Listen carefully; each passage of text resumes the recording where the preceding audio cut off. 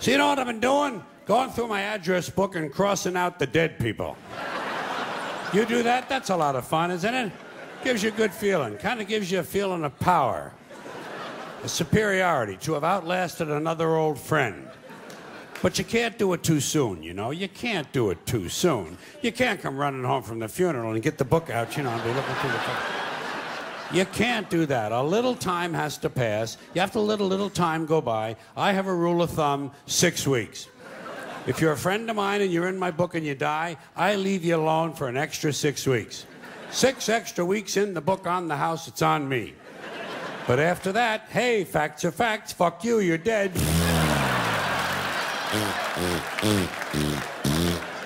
Out you fucking go. You gotta have standards, you know?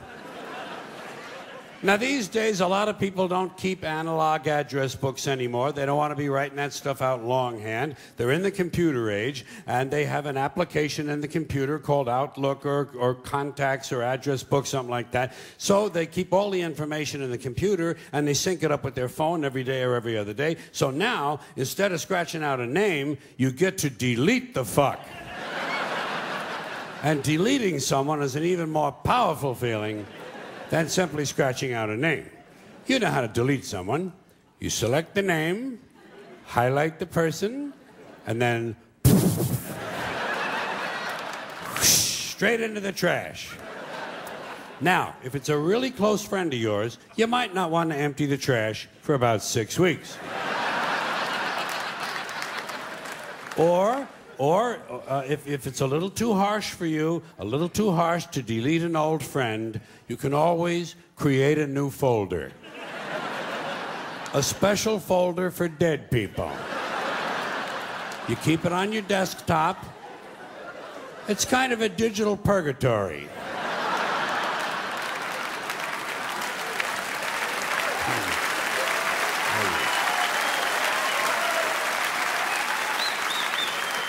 And the nice thing is, every now and then you can open it up and you can look inside.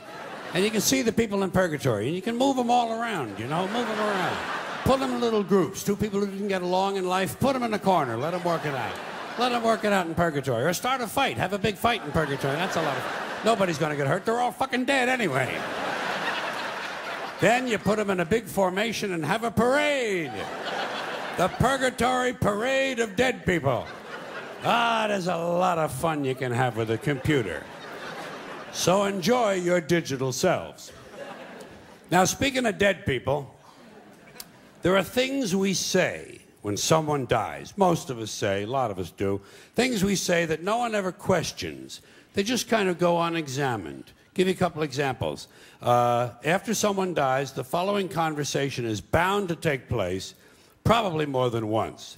2 guys meet on the street. Hey, did you hear? Phil Davis died. Phil Davis? I just saw him yesterday. Yeah. Didn't help. He died anyway. Apparently, the simple act of your seeing him did not slow his cancer down.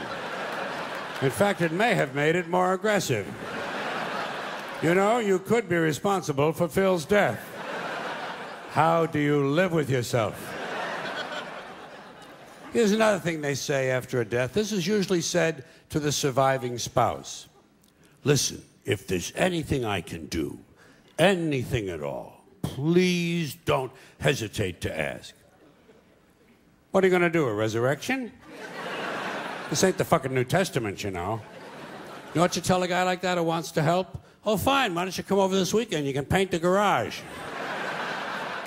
Bring your plunger. The upstairs toilet overflowed and there's shit all over the floor up there.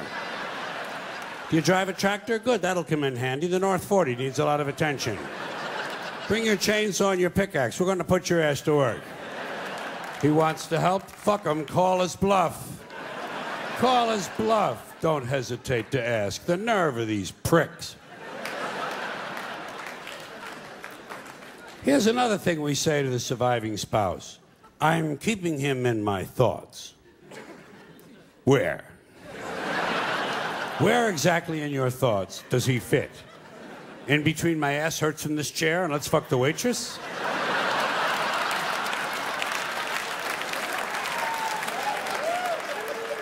What are your priorities?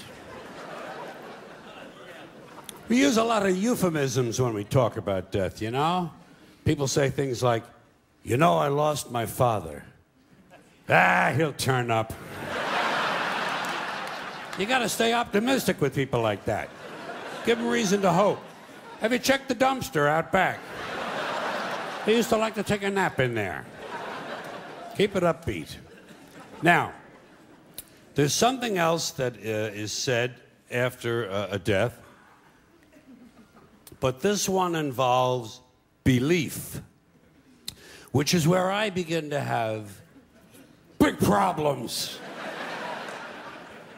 This one happens after the funeral, after the burial, back at the house. Back at the house, where the family and friends and the loved ones of the deceased are having some food and drink, and they're enjoying some warm reminiscences of the person who passed away.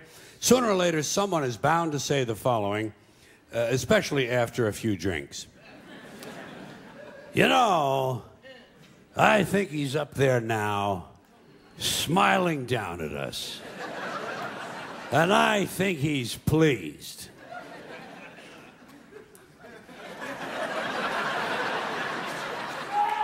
Now, first of all, there is no up there. No. For people to be smiling down from.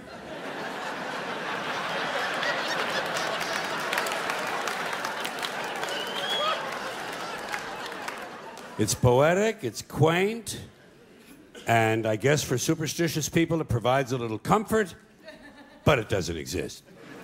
But if it did, and if someone did somehow survive death in a non-physical form, I personally think he'd be far too busy with other celestial activities than to be standing around paradise, smiling down.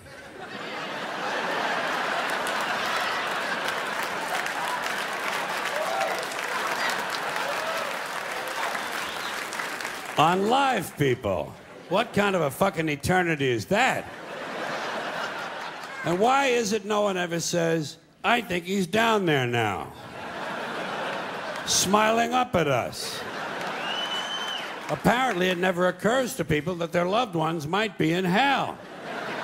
Your parents could be in hell right now. Your parents in hell, your father for sure. Oh shit, hell is full of dads. Full of dads. Even the ones who took you to the ball game. Just for beating the shit out of you once too often. And fucking the neighbor lady. And fucking the neighbor dog. And who knows, maybe even fucking the UPS man. We'll never know what mischief Dad was up to. Parents in heaven. Parents in hell, excuse me. Kind of gives me a nice feeling, you know? Grandparents in hell. Picture that. Picture your grandmother in hell.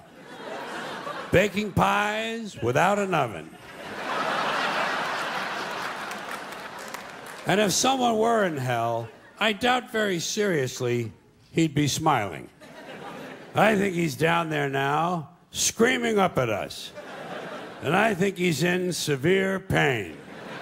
People just refuse to be realistic. Now, speaking of dead people in heaven, there are some people who not only believe that their dead parents in heaven can see them. Okay? Okay. They honestly believe that their dead parents in heaven can help them. You've heard these people, I'm sure. They honestly somehow believe that their dead parents in heaven can intercede with God on their behalf to gain favors for the living. I come from a Catholic home. I heard this shit. They sit there in the chair with the fucking rosary and they look at you like this, you know, and they say, oh, my dad was looking out for me. He was looking out. I don't know how he got me out of that jam, but he got me out. Oh, my mom was in surgery with me. I could feel her presence in there. Yeah. Fine. Like the people who die have nothing better to do than to run the heavenly branch of the Make-A-Wish Foundation. Now, if people want to believe this kind of stuff, it's fine with me. Let them believe it. I don't want to disabuse anyone of their beliefs. But I have a question about this. A question that involves logic. Let's suppose it's true. Let's allow the proposition that somehow dead parents in heaven can help their living children. Fine. So, we got a family living on earth, father and mother and 4 kids. Family of 6. Good family, nice family, doing all the right things, having a good time, making all the right moves. And the parents go away on a weekend trip and get killed in an accident. And the children, of course, survive. So now, according to this theory, these 2 people go to heaven and they start helping their 4 living children. Helping them with everything they need. Helping them with their science projects, with their SAT scores. Helping them get a good school and get a nice job and get a promotion and a raise and someone to marry, and they all grow up. These 4 kids now grow up and have children of their own. And let's say that all 4 of these now grown children also die at the same time. Just for the sake of argument. Let's say there's an explosion at Thanksgiving dinner. And these 4 die, but their children survive because they were seated at the children's table.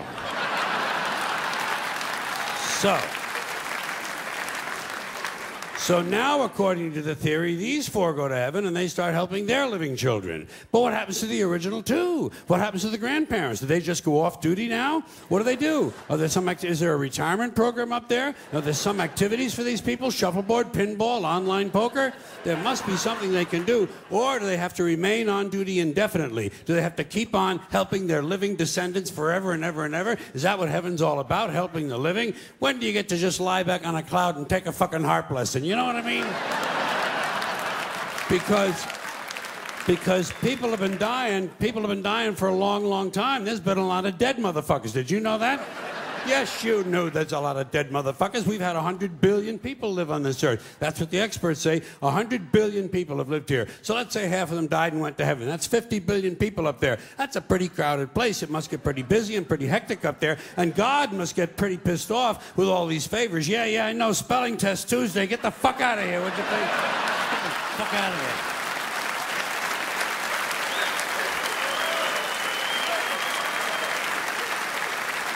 You know, even God can go on sensory overload. That's why he wanted 1 day off a week. Christians gave him Sunday. Jews gave him Saturday. Muslims gave him Friday. God has a 3-day weekend.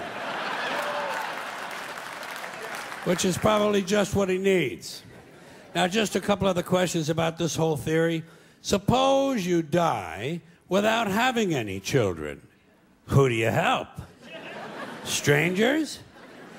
It would be nice. Suppose you're an adopted child. Who helps you? Your biological mother? She doesn't even know where the fuck you live.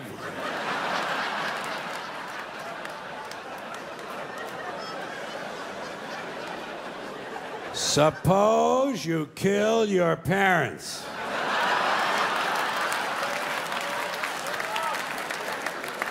Would they help you? I'll guarantee you Mr. and Mrs. Menendez are not helping those 2 boys. No.